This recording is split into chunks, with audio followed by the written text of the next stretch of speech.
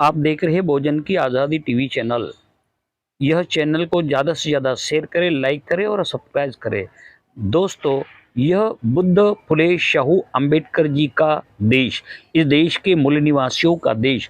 ये बुद्ध के समय हमारे संस्कृति, जो मानवतावादी संस्कृति थी, इस संस्कृति के समय में इस देश को सोने की चिड़िया कहा जाता था। जो सम्राट अशोक, महात्मा फुले, शाहू महाराज, डॉक्टर बाबा साहब अम्बेडकर, पेरियार रामस्वामी नायकर, ऐसे बहुजन महापुरुषों ने इस सोने की चिड़िया की पहचान करके रखी है, मगर इस इतिहास को दबाने की कोशिश भी भरपूर की गई है।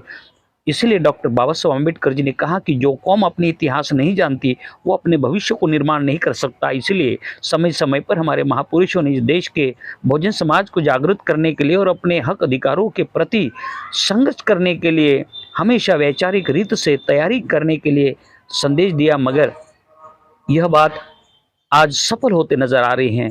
भारत के संविधान ने हमें इस देश में मानवता से जीने का अधिकार दिया, सम्मान के साथ जीने का अधिकार दिया, हमें हक, अधिकार और न्याय के साथ जीने का अधिकार दिया। मगर जो वैदिक काल में इस देश के बहुजन समाज के साथ में व्यवहार होते थे, जो वैदिक काल जिसको ब्राह्मणी शास्त्र के काल कहा जाएगा, क्योंकि यह शास्त्र जो है इस देश में एससी, एसटी, ओबीसी अर्थात शूद्र, अतिशूद्र को कभी भी सम्मान का अधिकार प्रदान नहीं कर सकते, क्योंकि वेदों में लिखा हुआ है कि तीनों जाति, तीनों समुदाय का, ब्राह्मण, क्षत्रिय, वैश्य, इनकी सेवा करने के लिए ही शूद्र समुदाय, अतिशूद्र समुदाय पैदा हुआ है। इसलिए उन्होंने तीन वर्णों की सिर्फ सेवा करनी है, अपने हक अधिकारों की बात नहीं करनी है। यह बात हमारे महापुरुषों को रास नहीं आया, इसलिए हमारे महापुरुषों ने जीवन और संघर्ष में यही बात सोचकर अपना त्याग, तपस्या और बलिदान देकर इस देश के बहुजन समाज को सम्मानित करने का कार्य किया।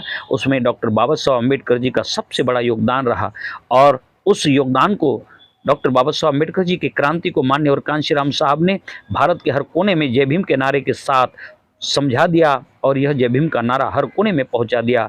यह कार्य करते हुए आज के सम्मान से जीने वाले लोगों को उच्च सवर्ण लोग देखना नहीं चाहते। इसलिए भारत के संविधान में मिले हुए हक अधिकारों को जल्द से जल्द समाप्त करने के लिए और इस देश के लोकतंत्र को खत्म करके हिंदू राष्ट्र के निर्माण करने की बात करते हैं। हमारे एससी, एसटी समाज के लोग उनके संगठनों में अगर शामिल है तो यह बात सोच लेना कि वैदिक काल में आपके पुरखों को कभी भी सम्मान की जिंदगी नहीं मिली आपके लिए, इसीलिए वो फिर से जिंदगी स्थापन करना चाहते हैं और आपको गुलाम बना के रखना चाहते हैं।